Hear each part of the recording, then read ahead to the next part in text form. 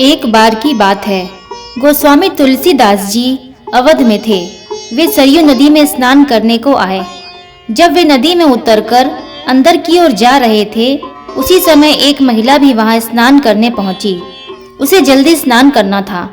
उसने तुलसीदास जी को देखकर प्रणाम किया और कहा, बाबा जी, मुझे शीघ्र स्नान करना अनिवार्य है। आप उस ओर मुख कर नदी में खड़े हो जाइए। आपको आपके राम जी की शपथ है, जब तक मैं ना कहूँ आप न पीछे मुड़कर देखेंगे और न ही नदी से बाहर निकलेंगे। गोस्वामी जी ने भी उन महिला को आश्वासन दे दिया। नदी में महिला की ओर पीठ घुमाकर खड़े हो गए।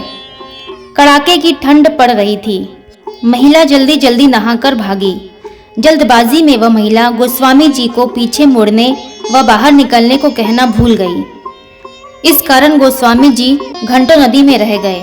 जब इतनी देर हो गई और गोस्वामी जी मंदिर नहीं पहुंचे, तब लोग हर जगह उन्हें ढूंढने लगे।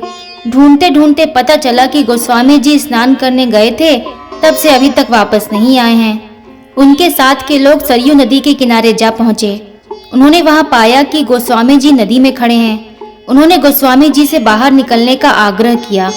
तब गोस्वामी जी ने मना करते हुए कहा, नहीं, मैं बाहर नहीं निकल सकता हूँ। एक महिला ने मुझसे शपथ ली है, यदि वह देवी मुझे बाहर निकलने को कहेंगी तभी मैं बाहर निकल सकता हूँ।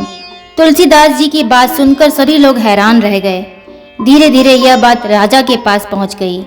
राजा कुछ समझ ना पाए। वह शीघ्र ही गोस्वामी जी के पास पहुँचे। राजा ने गोस्वामी जी से बाहर निकलने की विनती करते हुए कहा, किसी व्यक्ति की शपथ के कारण इस कड़ाके की ठंड में नदी में खड़े रहना स्वास्थ्य के लिए सही नहीं है। सबसे महत्वपूर्ण आपका स्वास्थ्य है। परंतु गोस्वामी जी ने उन्हें मना करते हुए बताया कि मेरे से कहीं मेरे प्रभु का नाम महत्वपूर्ण है। उन देवी ने मुझे मेरे प्रभु श्री राम की शपथ दिलाई थी। उनका नाम मेरे पूरे अस्तित्व से अधिक महत्वपूर्ण है। राजा ने गोस्वामी जी से पूछा, बाबा जी, उन देवी का नाम क्या है और वो कहाँ की रहने वाली हैं? इस पर तुलसीदास जी ने कहा, मुझे ज्ञात नहीं है। तब राजा ने पूरे अवध में ढोल बजवाकर उस महिला को शीघ्र सरयू नदी के तीर पर उपस्थित होकर गोस्वामी जी को शपथ मुक्त करने का आदेश दिया। उन महिला को जैसे ही अपनी गलती का आभास हुआ, वे दौड़ती हुई नदी के किनारे जा पहुंची। वहां हाथ जोड़कर क्षमा याचना करती हुई बोली, बाबा, आप पीछे मुड़ सकते हैं और नदी से बाहर भी निकल सकते हैं। फिर कहने लगी, हे बाबा जी, मुझसे बड़ा अपराध हुआ। मैं दंड की भागी हूँ। यदि आपकी दया हो तो क्षमा करिए। गोस्वामी तुलसीदास ने मुस्कुराते हुए कहा, नहीं देवी, आपसे कोई अपराध नहीं हुआ है।